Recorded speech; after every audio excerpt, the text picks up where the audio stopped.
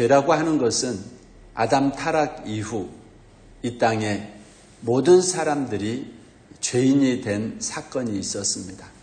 왜 한 사람이 죄를 범했는데 아직도 나지도 않는 사람이 죄인들이 되었을까요? 그래서 모든 사람들이 죄를 범했기 때문에 어느 누구도 의로운 자가 없었습니다. 하나님의 아들 예수 그리스도께서 이 땅에 태어나신 것은 죄도 없는 분으로서 태어나셨던 것입니다. 그래서 누구든지 예수를 믿을 때 그 사람이 죄가 없게 되는 것입니다. 예수를 통해서 하나님의 아들을 믿음으로 의롭게 되는 것이지 자기의 노력으로 공력으로 수양과 훈련을 통해서 의롭게 되는 것이 아니라는 것입니다. 자기의 노력과 자기의 열심으로 의롭게 된다고 하는 자들, 그들이 바로 오늘 새벽 바리새인들이었습니다. 그래서 주님께서는 그들을 그토록 책망하고 많은 사람들 앞에서 돌이키도록 훈계를 하였던 것입니다. 우리가 범하는 모든 죄, 알고 지은 죄도 있고 모르고 지은 죄도 있는데 실질적으로 거의 대부분의 죄가 모르고서 지은 것입니다. 만약 알고서 지었다면 우리는 꼼짝도 못하고 함부로 죄를 지을 수도 없기 때문입니다.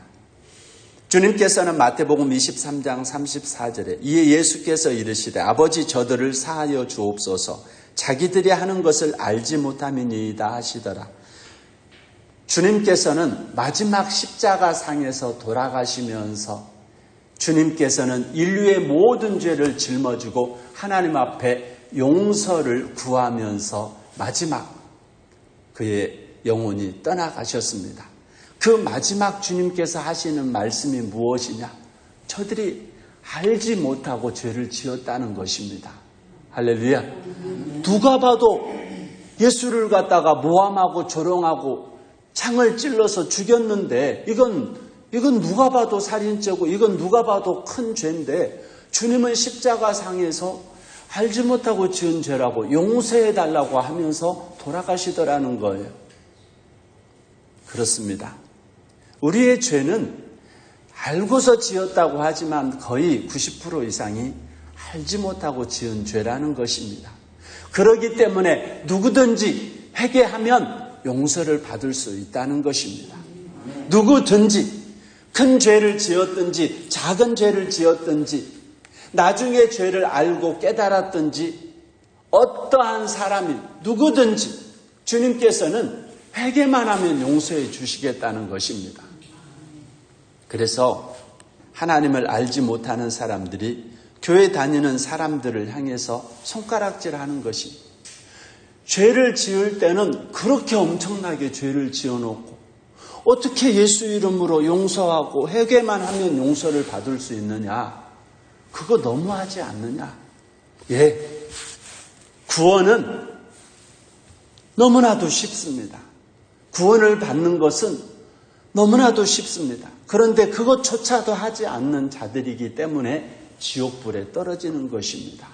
사랑하는 성도 여러분, 똑같이 죄를 범했어도 일반인이 지은 죄와 그리고 법에 대해서 아는 법조인이 지은 죄는 형량의 차이가 있습니다.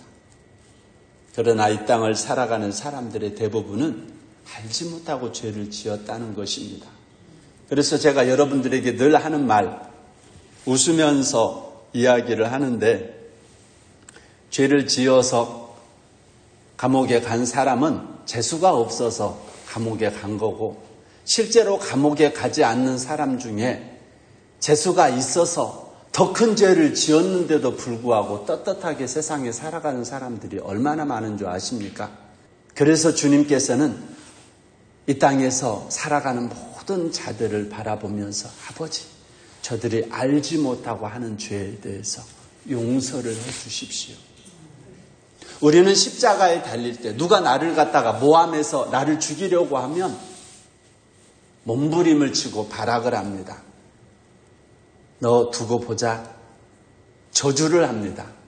그러나 예수님이 위대한 것은 모함을 하고 죄도 없는 분이 사형 언도를 받고 죽어가는 그 순간에도 하나님께 드리는 기도가 용서의 기도였다는 것입니다. 주님께서 우리에게 가르쳐준 가장 완벽한 기도문이 주기도문인데 그 주기도문의 핵심은 바로 용서라는 것입니다. 근데 여러분, 용서하는 것이 쉽습니까? 어렵습니다.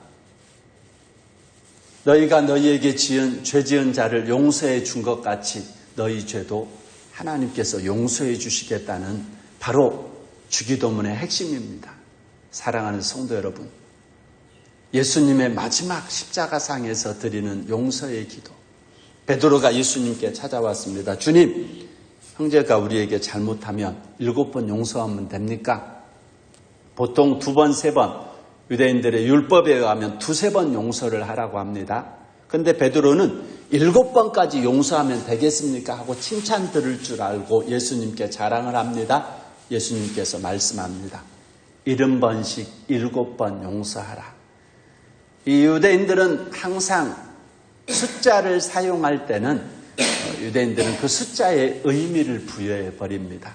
7번씩 70번, 77 곱하기 10, 77은 49, 490번 용서하라는 것이 아니라 7은 완전수, 10은 충만한 수, 완전하게 충만하게 용서해버리라는 것입니다. 내 힘으로 안 되니까 성령을 받으라고 말씀을 하는 것입니다. 성령을 받는 것은 용서할 수 없는 사람을 용서할 수 있는 힘을 하나님께로부터 공급받아서 주님이 주시는 능력, 그 능력 안에서 감당할 수 있기 때문입니다. 그래서 아무도 선생되지 말라고 주님께서 말씀하신 것은 신앙생활은 입으로 하고 머리로 하는 것이 아니라 가슴으로, 행동으로 하는 것입니다.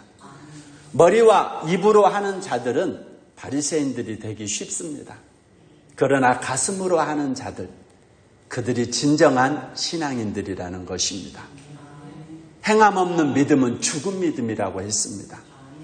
믿음이라는 것은 행함이 따를 때 진정한 믿음이 완성이 되는 것입니다. 바리새인들은 입으로만 했습니다. 바리새인들은 전혀 행함을 해도 남에게 보이기 위한 행함을 합니다. 그것을 가리켜 주님은 외식하는 믿음이라고 합니다. 주님은 그러한 믿음을 회칠한 무덤과 같이 겉은 하얀 회를 칠해서 깨끗하고 너무나도 정결해 보이지만 무덤 속에는 송장 냄새, 썩은 냄새가 나는 회칠한 무덤이라고 책망했습니다. 인류의 조상 아담 하와를 넘어뜨렸던 뱀들이라고 주님께서는 책망하셨습니다. 뱀 중에서 가장 무서운 뱀이 독을 가지고 있는 뱀입니다. 그래서 그 독사의 새끼들이라고 오늘 바리새인들을 주님께서 책망하셨습니다. 도대체 바리새인들이 어떤 죄를 지었길래 주님께서는 그렇게 바리새인들의 죄에 대해서 책망을 했을까요? 그들은 성경보다 조상 대대로 내려오는 그 유전을 중요시 여겼습니다.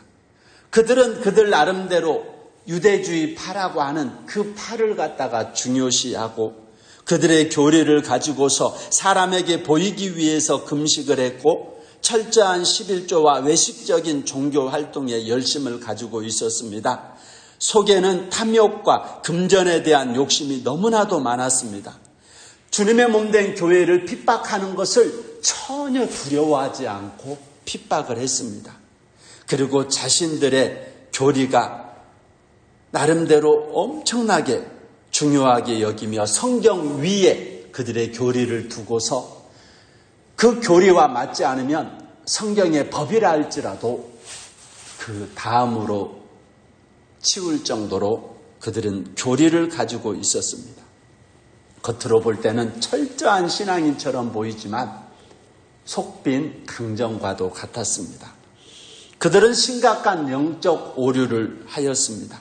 영적인 진리에 무지했고 외적인 일에만 너무 치중하며 신앙생활을 했다는 것입니다.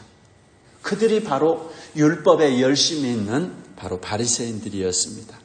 전통을 고집하고 하나님의 말씀을 무시하며 그리스도를 따르는 것을 자들을 회방할 뿐만 아니라 그리스도의 활동을 방해하고 결국에는 그 그리스도를 죄도 없는 자를 거짓 증인을 세워서 사형 언도까지 내리는 심각한 오류를 범한 자가 바로 바리새인이었습니다.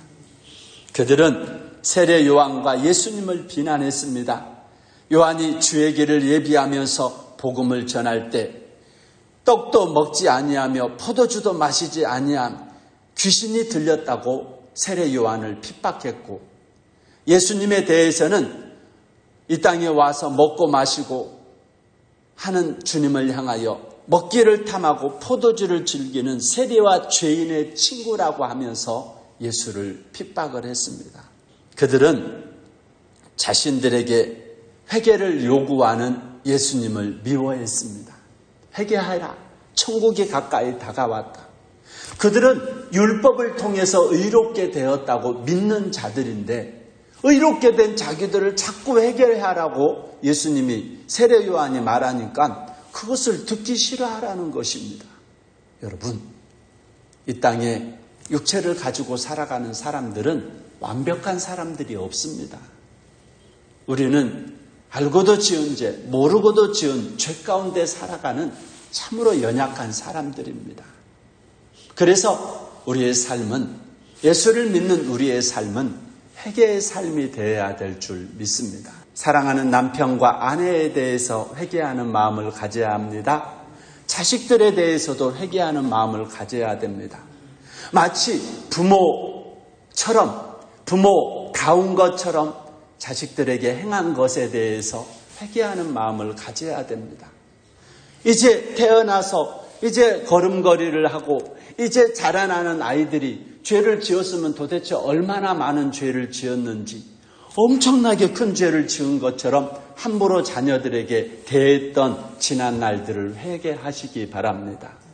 자기 눈에 들보가 있음에도 불구하고 자녀들이 조금만 잘못하면 마치 엄청나게 큰 죄를 지은 것처럼 자녀들을 내가 고치리라, 내가 의롭게 변화시키리라, 자기 힘으로 자기 노력으로 자녀들에게 행한 그 무자비한 그 모든 악행을 회개하시기 바랍니다.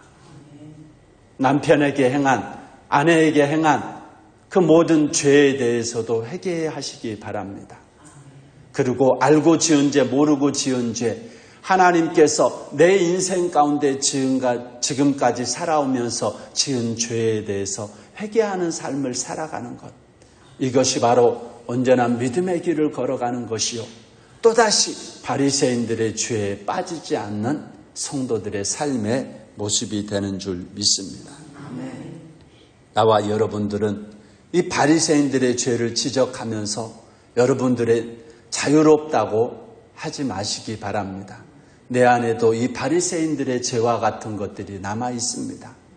이들의 죄에 또다시 빠져서 우리 주님을 2번씩이나 십자가에 못 박는 그런 죄를, 그런 오류를 범하지 않는 저와 여러분들이 되시기를 주님의 이름으로 축원합니다.